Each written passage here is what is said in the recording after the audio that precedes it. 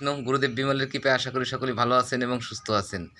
যে মা বোনদের বাচ্চা কাচ্চা হয় না, দীর্ঘদিন হয়ে গেছে বিয়ে হয়েছে, তাদের বাচ্চা কাচ্চা না হওয়ার পিছনে অনেকগুলো কারণ থাকতে পারে।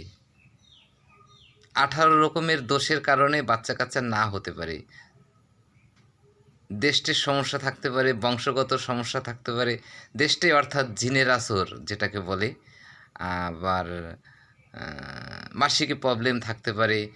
অনেক রকমের প্রবলেমের কারণে বাচ্চা না হতে পারে। এই 18 রকমের প্রবলেমের একটাও যদি থাকে আপনার ভিতরে, তাহলে বাচ্চা না হওয়ার সম্ভাবনা বেশি। যদি এই ট্রিটমেন্ট তো গুরুদেব বিমল ভালো জানতো, আর আদৌ গুরুদেব বিমল আছে, উনি সব কিছু ঠিক করার ক্ষমতা রাখে।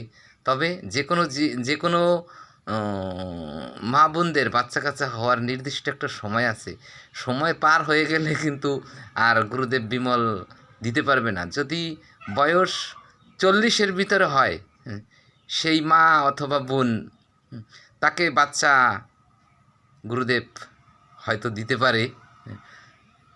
কেননা উনি তো অসম্ভবকে সম্ভব করছে। অনেক রিপোর্টেই ওনার আছে যে বাচ্চা কাচ্চা উনি অনেককেই দিয়েছে।